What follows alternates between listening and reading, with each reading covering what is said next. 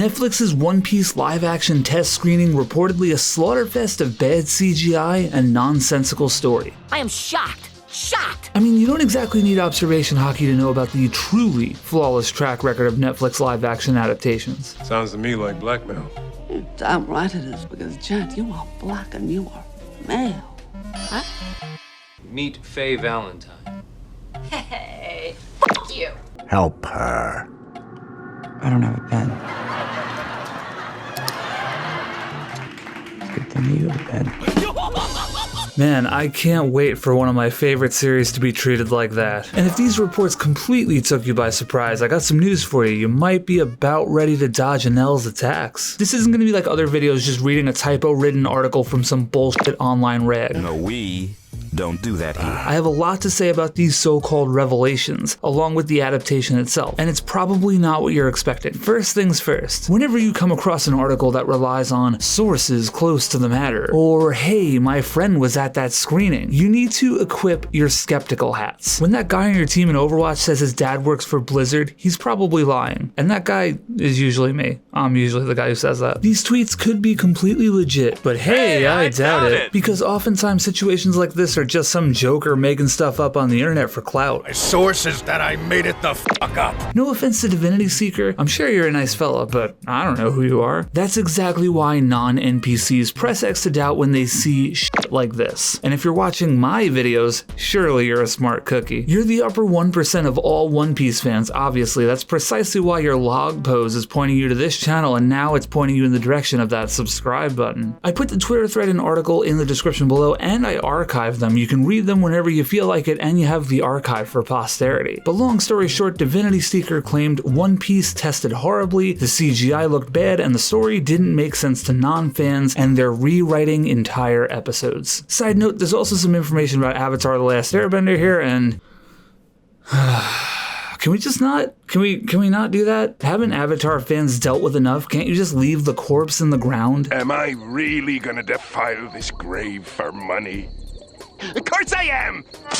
You ready to hear what should have been the headline? I know nothing about the original source material. They also make reference to weird colored hair. You know, it's One Piece, there's a lot of people with weirdly colored hair, so, you know, I don't know how much that really matters. But here's the thing, and this is where the video takes a little bit of a turn. Whilst I do think these tweets have a decent to high probability of being certified roast bullshit, the claims made are certainly in line with my expectations for the Netflix One Piece live action adaptation. This series has the potential to be worse than the 4Kids dub. Luffy, it's good to see you, buddy. That makes you Desert Doo-Doo. That proves me point, Luffy. A man would never drink apple juice. Why does Shanks sound like he's about to sell me a fucking bloomin' onion? It's beautiful. My instinct from that initial announcement was, oh no, please. I would really rather you didn't do that. If you're hyped for this live action adaptation, I got good news for you. You can continue to be hyped. I, however, am not. I just naturally have a negative personality!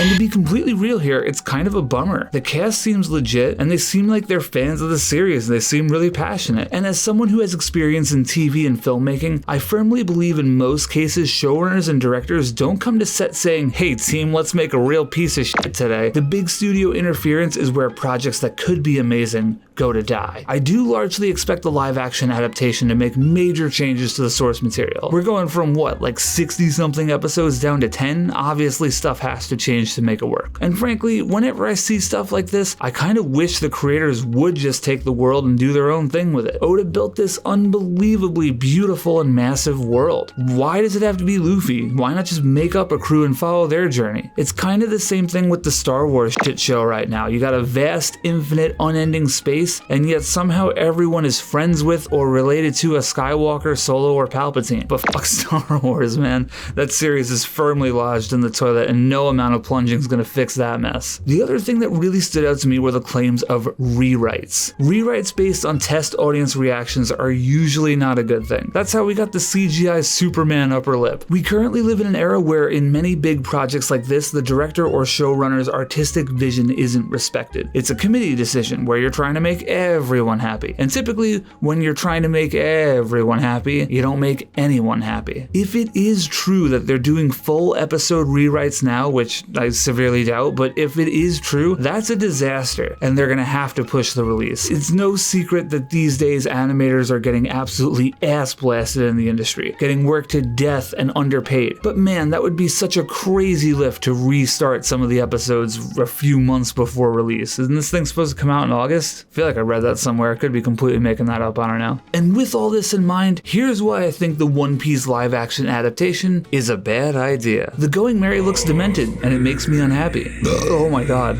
No, but seriously. No, but seriously though, One Piece just doesn't translate to live action. Here's one word for you. Brook. How are they gonna do my boy Brook? I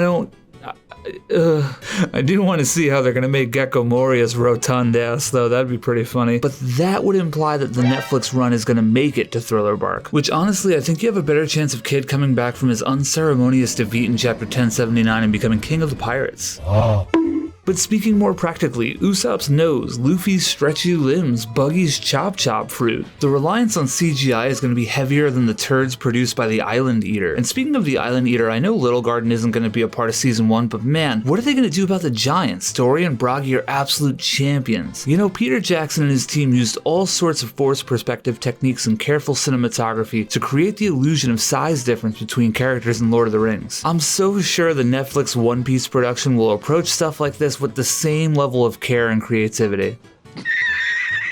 Frame of reference, the 2005 Fantastic Four movie, Mr. Fantastic's Stretchy Limbs, boy, those look great, don't they? That movie reportedly had a $100 million budget at the time. Even in the most recent Doctor Strange movie, Mr. Fantastic did not look very fantastic. Apparently the budget for the 10-episode season is between 100 and 150 million. That budget has to account for Luffy's devil fruit, Buggy's devil fruit, locations, paying the cast and crew. They're building massive sets like the Baratier, which admittedly does look really cool. But as far as productions of this nature go, that $10 million per episode is going to be stretched really thin. The series is still running. How are you going to reimagine or remake or whatever you want to call a series that isn't even complete yet, and probably won't be for another several years? I mean, that worked out so well for Game of Thrones. People's first impressions matter. I love the idea that more people will get exposed to this amazing series. If you know me in real life, I feel like I'm preaching it lately. I'm trying to get everybody to watch it, and maybe it'll drive more traffic to the actual anime and manga. But let's also look at things pragmatically. If the Netflix adaptation is complete dog shit and it's someone's first impression of the series, it might make them less likely to seek out the source material. I mean, One Piece did survive the dreaded 4Kids dub censorship, but I'm not gonna lie, when I was younger, the early dubbed stuff is exactly what made me not get into One Piece sooner. It is promising that Oda is involved in the story and in the production, but once you get too many cooks in the proverbial kitchen, you're bound for trouble. And this is Netflix we're talking about. There are many aspects of Oda's vision that I'm sure wouldn't fly in this great era of,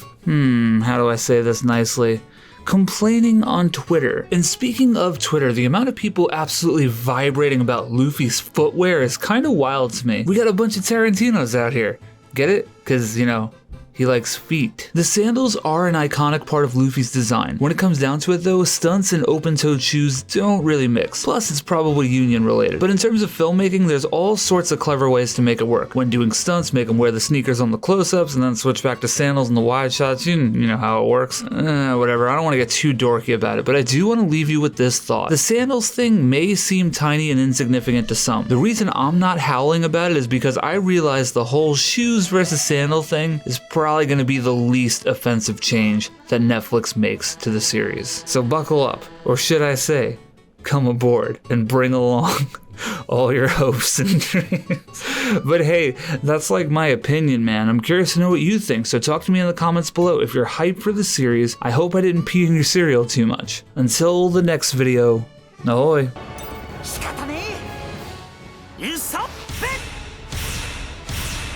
home!